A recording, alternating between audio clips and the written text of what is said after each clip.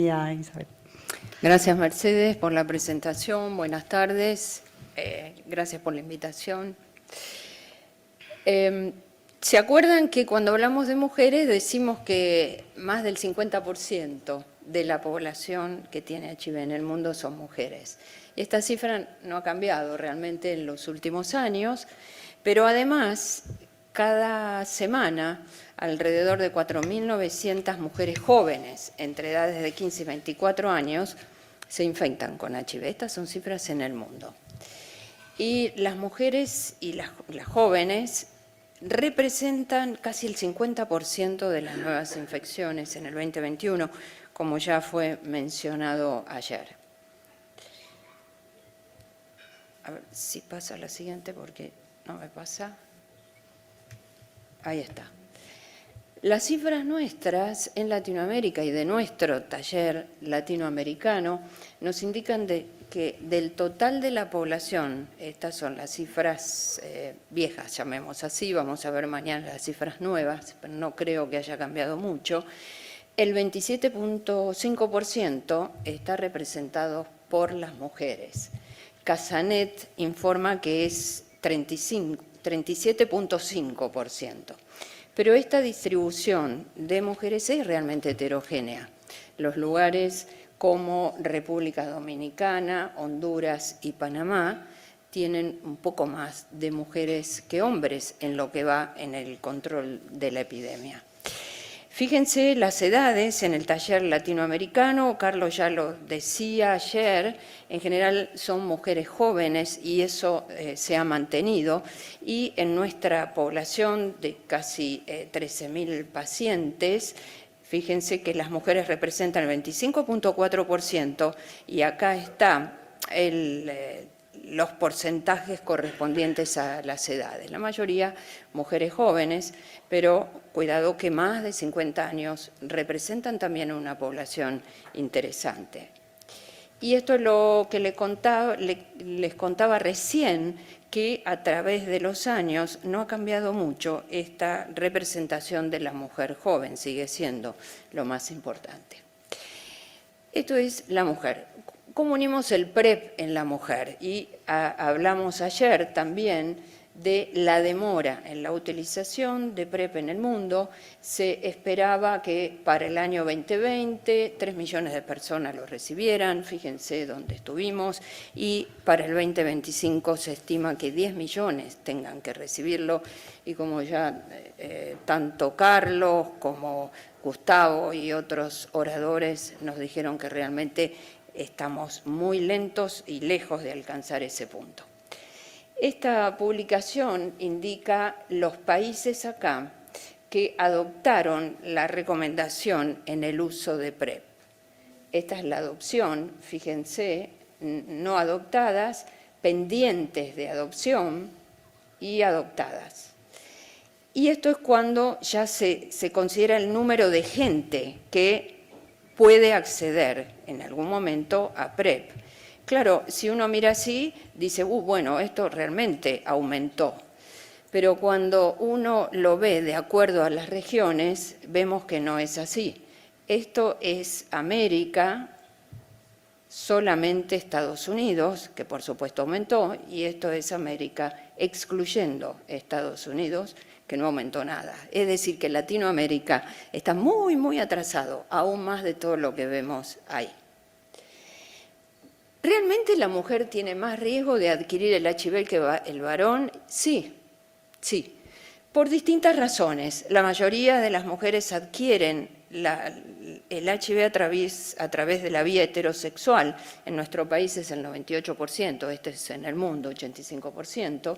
Este riesgo puede variar a través de los ciclos de la vida y está relacionado, como vamos a ver, a características de la mucosa cervical, vaginal, a la CTS, a la microbiota vaginal, a la disbiosis bacteriana, etcétera, etcétera.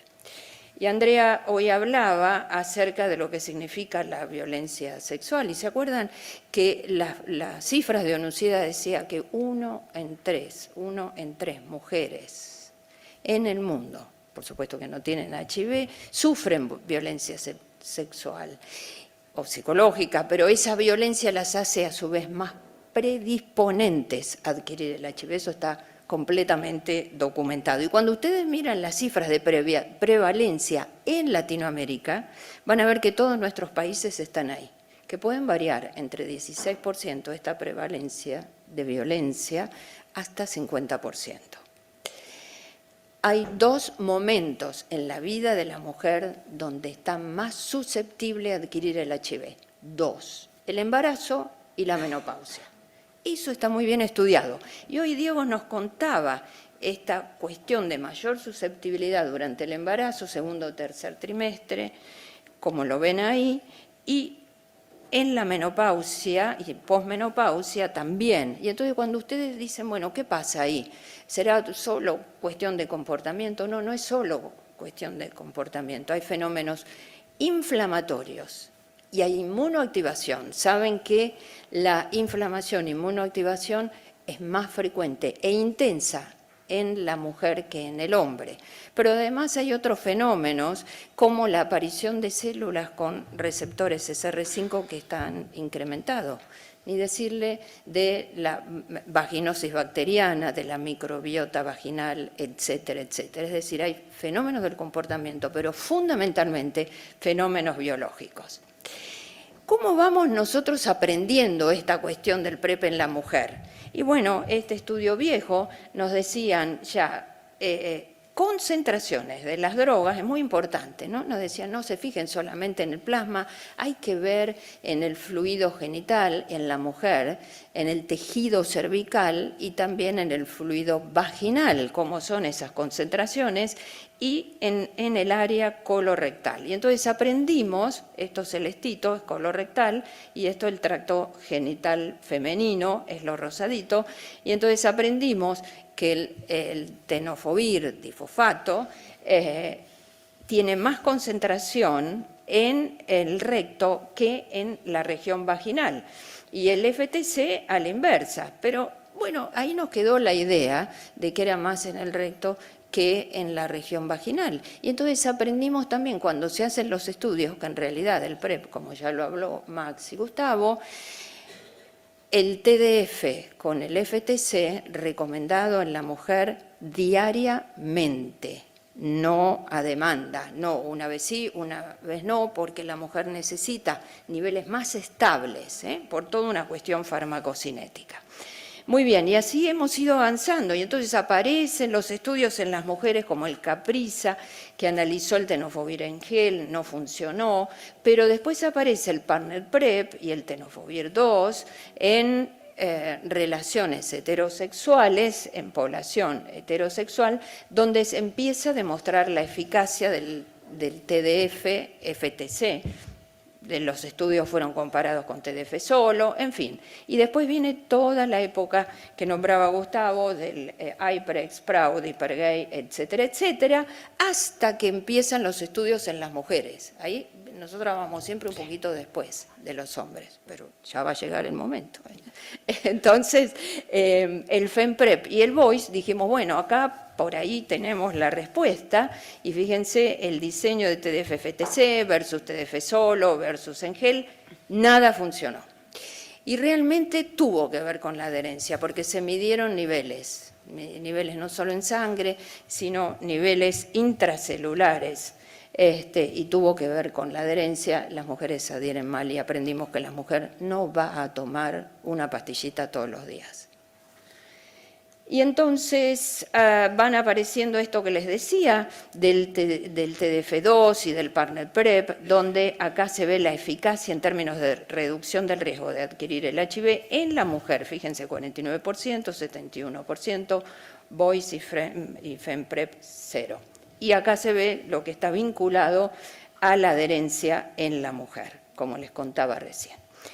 Algo que me inquietaba a mí era, pero ¿qué pasa que con el TAF y FTC no se aprueba en la mujer? Saben que no está aprobado.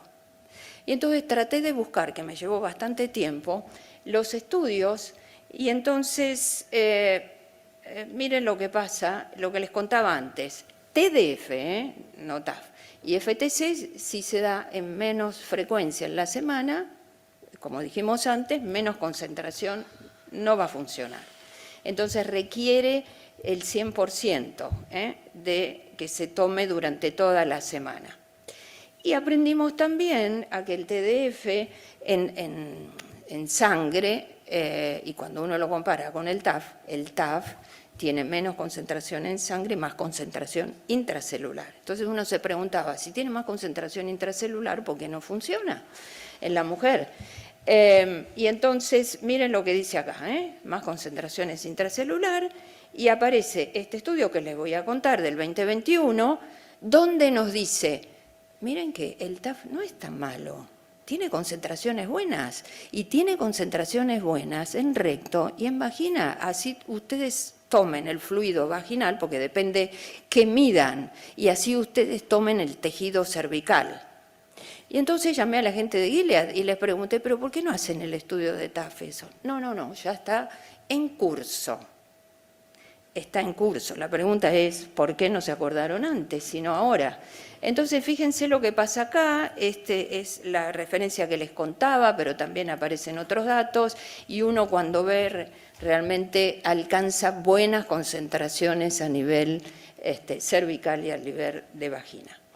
Este mismo estudio dicen que con una adecuada adherencia, el TAF-FTC 25 debería ser protector para la adquisición del HIV casi en igual grado que el TDF. Bueno, pero les cuento, esta es la información que hay, que yo quería tenerla para decirles que hay estudios en marcha en la mujer. Como dijo Max, definitivamente sabemos que esto funciona, ninguna duda, y ahora dijimos la mujer, dijimos el PrEP, dijimos algunas cosas de concentraciones, y ahora cómo ponemos el long acting en la mujer. Y entonces, ¿por qué aparecen? Bueno, por algunas cuestiones que tienen que ver con la vida misma. Los olvidos, estar lejos de casa, los long acting, la fatiga al tratamiento, el uso de alcohol, sustancias, una cuestión de estigma y confidencialidad que para todos es importante, para la mujer también es importante.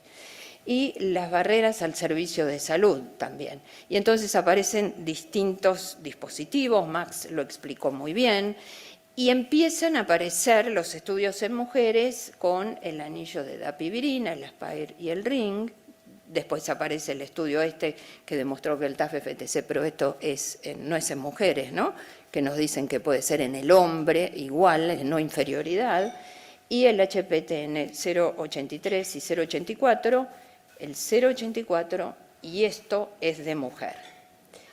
Y entonces, ¿quiénes serían los candidatos, entre comillas, ideales de long acting para tratamiento y prevención? Max ya dijo mucho de esto, y entonces podría ser candidato, esto no se refiere solo a PrEP, se refiere en general, los adolescentes, la mujer en embarazo y posparto, aquellos que experimentan estigma, alteraciones cognitivas, etcétera, etcétera, y lo que Max nombró en países de altos recursos, las disparidades en el acceso, entre las cuales están las mujeres y hombres que tienen sexo con hombres. Pero también hay preferencias y hay dificultades. Preferencia de los proveedores de salud y de las personas que viven con VIH, y hay distintas investigaciones que dicen que el hombre que tiene sexo con hombres en relación estable prefieren ambos métodos, visibles e invisibles, es decir, toman las pastillas, que lo vean, o long acting, pero aquel que no está en relación estable prefiere métodos invisibles. ¿Pero qué le pasa a la mujer? En general prefieren los componentes, los dispositivos de larga duración, la mayoría de ellas.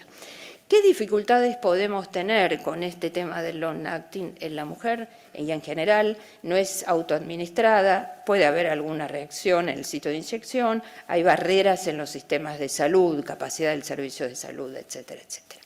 Vayamos entonces a los estudios para concentrarnos en los conceptos.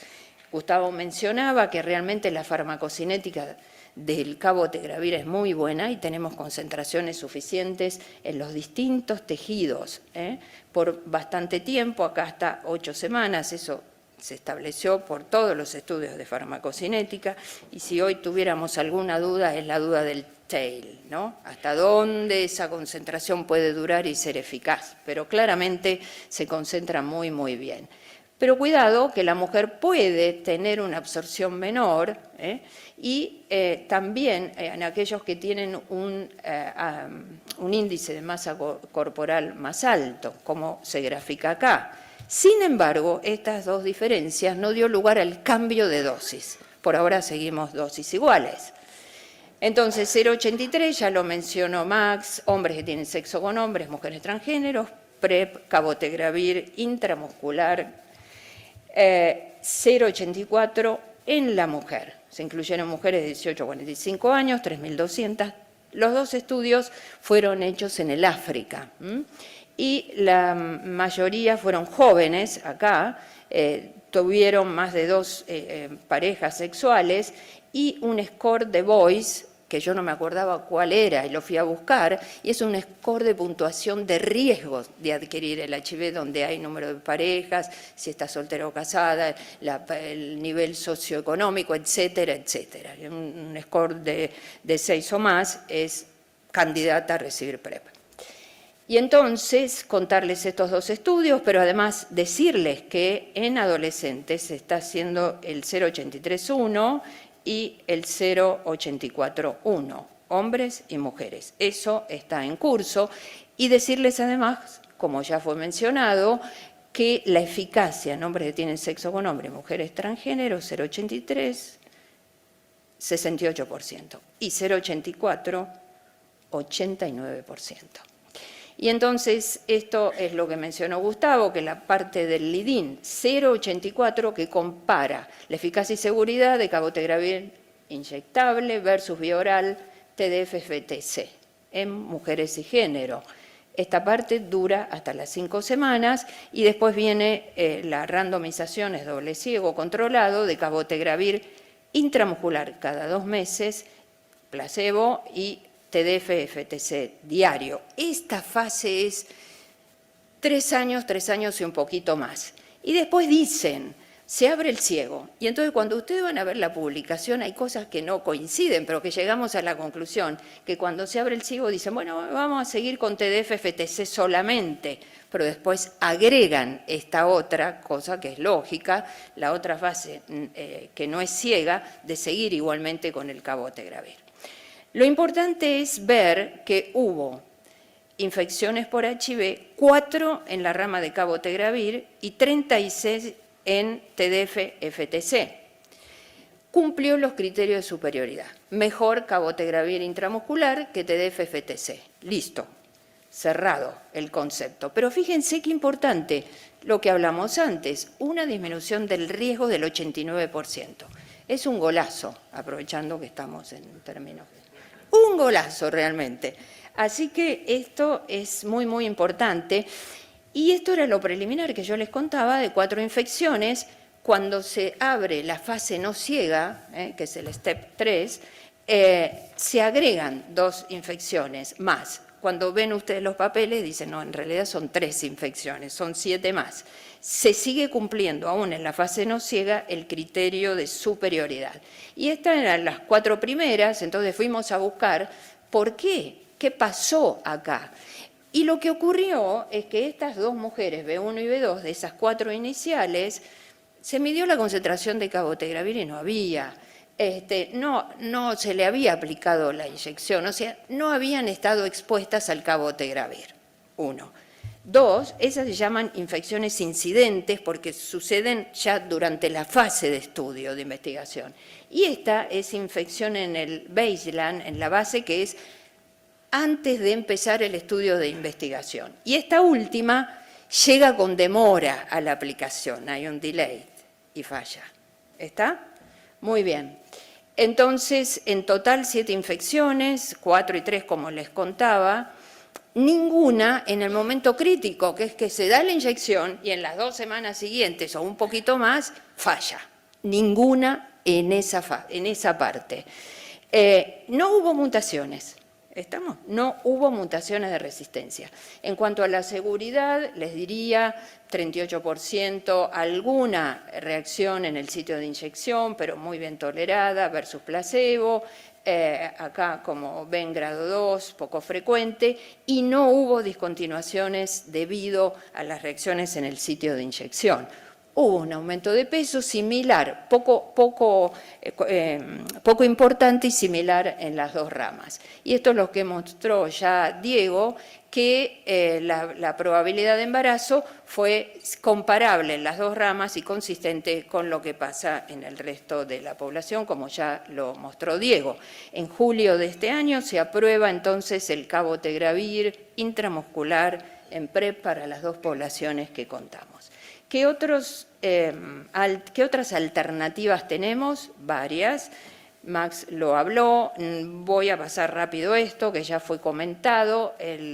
La dapivirina es un no nucleócido, ¿no? Miren la eficacia en el ring, 31%, pero en la rama abierta 59%, y en la Aspire 27%, y en la rama abierta 50%, y la mujer lo tiene que cambiar cada mes. Hay algunas cuestiones en la investigación que también Diego y Max lo nombraron, con el embarazo y la lactancia es una alternativa a tener en cuenta, pero hay estudios en marcha para ver eso. Y finalmente, islatravir y lenacapavir, les voy a contar. El islatravir, como ya fue mencionado, se paró, se reinició únicamente el tratamiento, no en PrEP. Y yo creo que no se va a reiniciar en PrEP porque Merck tiene pensado un MK que es también un inhibidor de la translocación, que parece ser un poquito más promisorio. Pero decirles simplemente que estaba previsto en PrEP el oral una vez por mes y el implante de islatravir, con concentraciones determinadas que lleguen por encima de la IC90, en distintos tejidos, no solo, digamos, en el plasma, sino en distintos tejidos.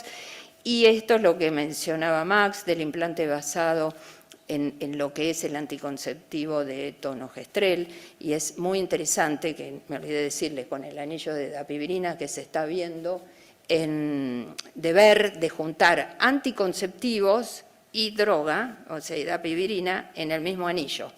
Y ese es un concepto de larga duración que para las mujeres, como hablábamos hoy, más temprano, es muy importante juntar las dos cosas, ¿no?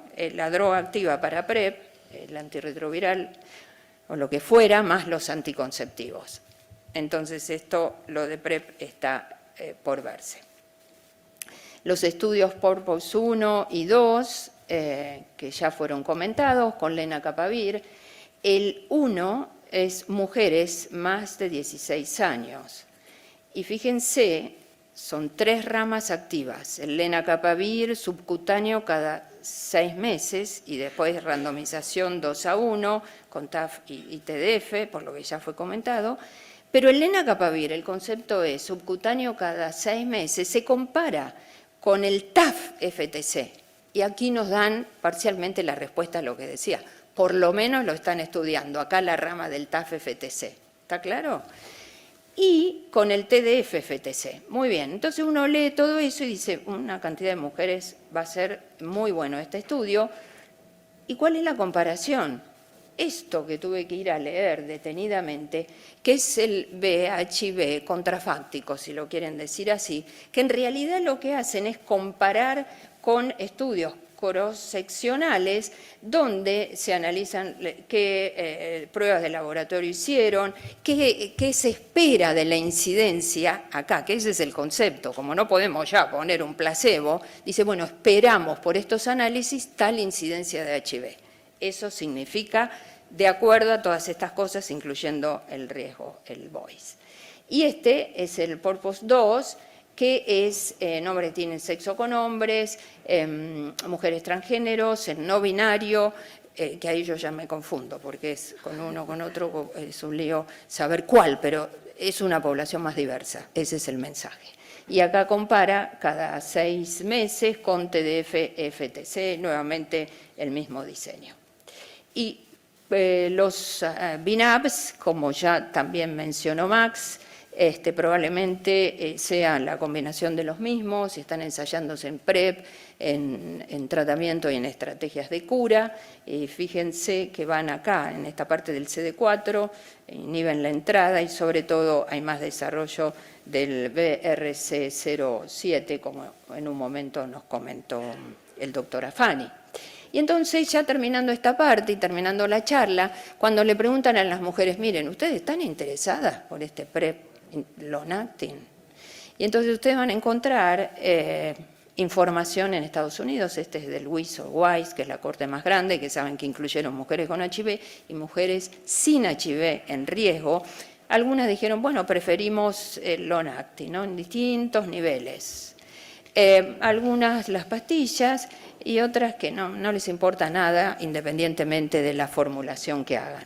Pero hay ciertas barreras, hay miedo a que lo nuevo, potenciales efectos, etcétera, etcétera, como ustedes ven ahí. En resumen, la mujer heterosexual, ¿qué es lo que está aprobado para ella? Y entonces el TDF-FTC diario, aprobado, todos lados. En demanda no, a demanda no, ya lo dijimos. TAF-FTC no recomendado, estudios en marcha. El anillo de dapivirina no disponible en Estados Unidos, sí recomendado por la Organización Mundial de la Salud en África, en determinadas áreas. La EMA tiene opinión positiva y el inyectable de cabotegravir recomendado en las guías. Las guías de monitoreo lo nombró Gustavo antes, nada más que dicen que con PrEP oral cada 3 meses, parecería que con el cabotegravir intramuscular cada 2, etcétera, etcétera. En conclusión, necesitamos expandir el PrEP, más aún en la región de Latinoamérica. Es muy importante visibilizar el tema del PrEP en la mujer, entender las necesidades de la mujer. Hay inequidades aún hoy no resueltas. Las drogas de acción prolongada constituyen realmente un gran avance. Los sistemas de salud necesitan prepararse para las nuevas alternativas de drogas de acción prolongada. Así somos las mujeres, ¿no? Así vamos a esperar el partido. Pero acordarse que el PrEP atraviesa todas las edades, aún en la posmenopausia, aunque ella creo que está un poquitito pasada de la posmenopausia, pero igualmente la aceptamos como muy bienvenida. Quiero agradecer a Romina, Alejandro, Fernanda, Daniel y Carlos por la ayuda para preparar esta charla. Muchas gracias a todos.